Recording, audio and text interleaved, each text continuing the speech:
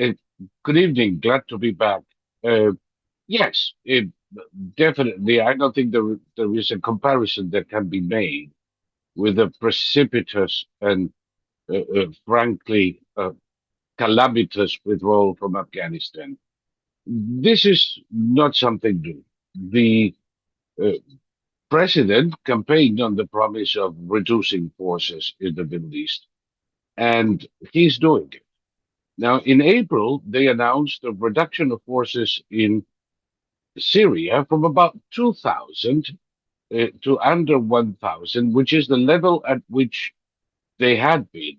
People don't realize that there was a surge of American troops in Syria uh, since President Trump was elected, and it brought to over 2,000. And in April, they announced that they were going to draw down and close a number of bases from about eight, nine bases that we had at the time to one. Uh, Much of the concern is the 9,000 Daesh prisoners and who'll take care of them.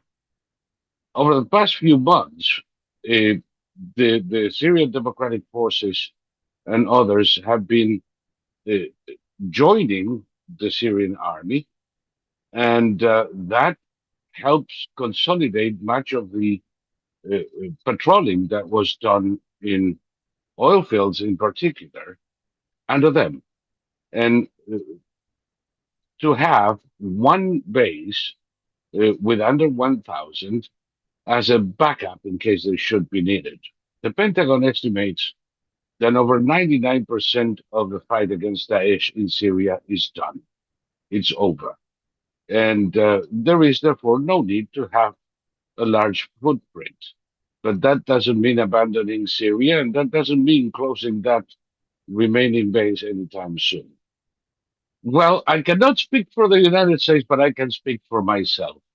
Though I would never compare the American and Russian systems as being equal federations because they are not. In the US, every state maintains its sovereignty in a number of issues.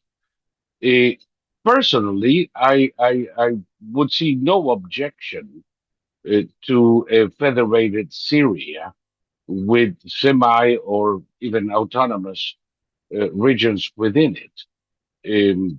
So I find it difficult to argue the opposite.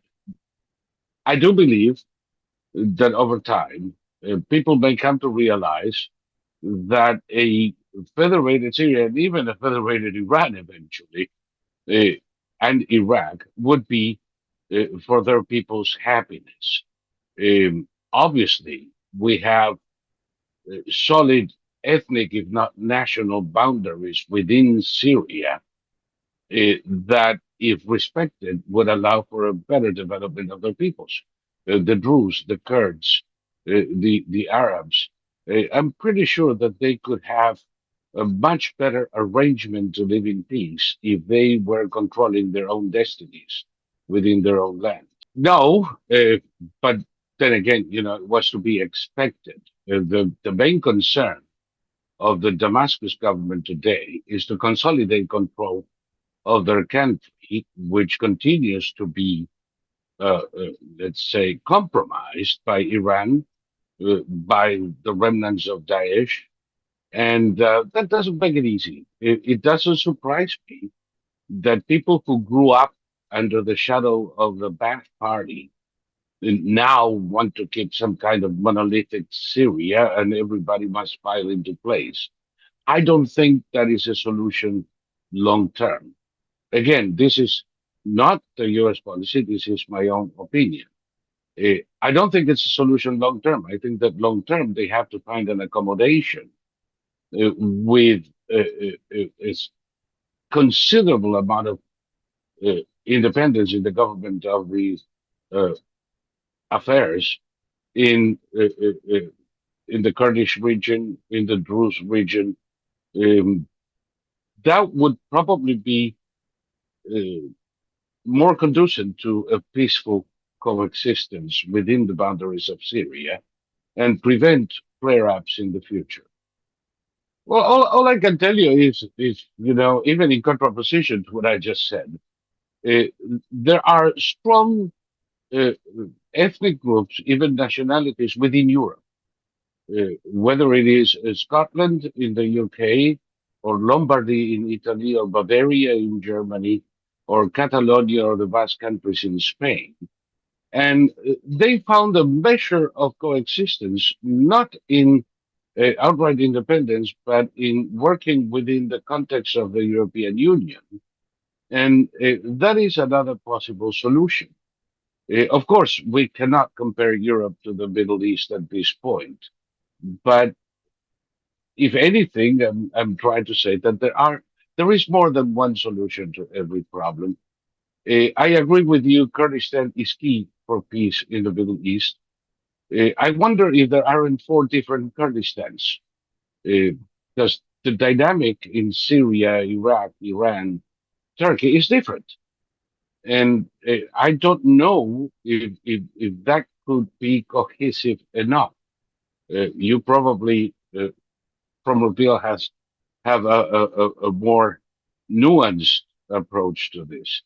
Uh, it's something that, some people would definitely welcome, others perhaps not. Uh, I still think that within the context of Syria, it, to have the different ethnic groups, and they're different in customs, in religion, in language, in outlook, uh, to keep them together but separate, it's a better solution than to try to force them to conform to a reality they do not desire. And maybe the Syrian government will have to learn that.